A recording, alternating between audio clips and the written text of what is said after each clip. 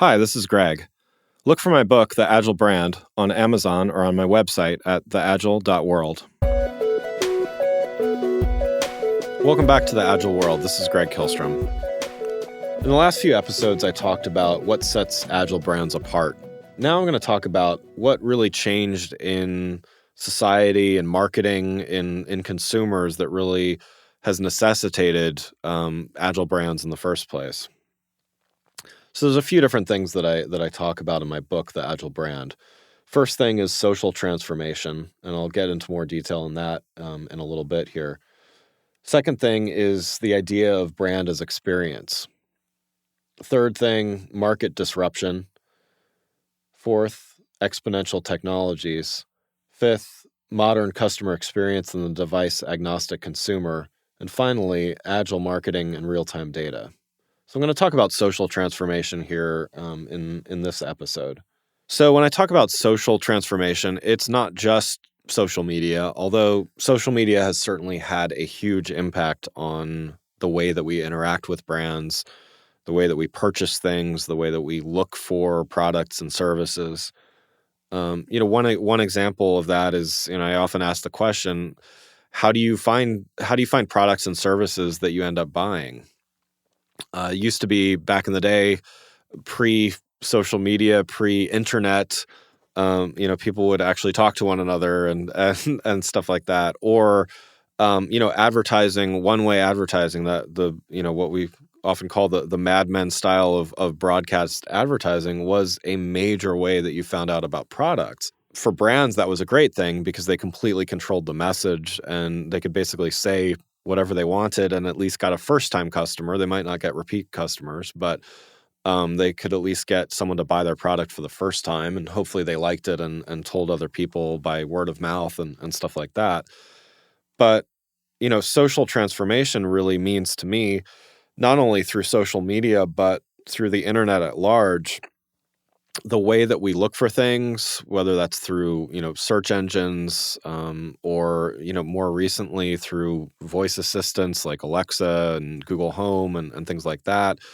The way that we get recommendations. How many times I have gotten recommendations from Yelp for restaurants and things like that. I don't know any of these people. I have a few friends on Yelp or something, but honestly, I'm taking recommendations from people that I will never meet, that I only know from maybe a couple of reviews that they've listed on that platform. So, I'm certainly not alone. Amazon really helped build their business on this idea of recommendations as well as product reviews. So, so many people are getting more and more comfortable with reading what someone else wrote, whether they know them or not. So this idea that really the way that we're shopping, the way that we're buying, the way that we're doing all of this stuff has really just changed. And good or bad, I won't say that it really is one or the other. It's kind of just one of those things that's changed. And agile brands really need to understand this phenomenon and really embrace it. And I think a lot of brands certainly do that. I think the smart ones don't interfere with these reviews. I think there's been several cases where when you see something that looks inauthentic as far as a review goes, you can kind of quickly see that, okay, this either is too good to be true, or it doesn't feel real. So the smart brands kind of stay out of that space, but they give people opportunities. They make their, if it's a restaurant, they make their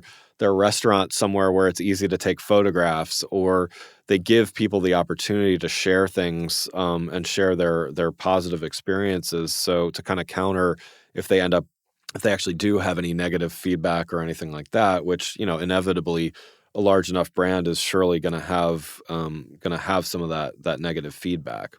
So with that social transformation, really, there becomes this opportunity to create not only content but products and opportunities for people to not only give reviews for your product, but help you create products.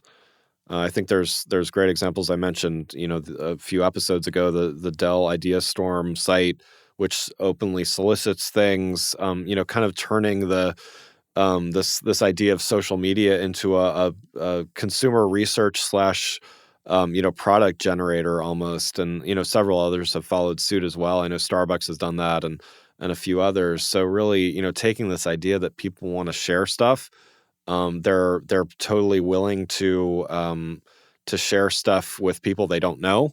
They're even more and more willing to crowdfund products from companies and stuff like that. So really, that this whole social transformation has really helped enable brands to be able to be more agile and more adaptive. So in the next episode, I'm going to talk about the brand as experience. Thanks for listening. Have a great week. If you enjoyed this episode and found it helpful, please rate the show on iTunes or contact me through my website at theagile.world. You can find my books, The Agile Brand and The Agile Web, on Amazon and on my website at theagile.world.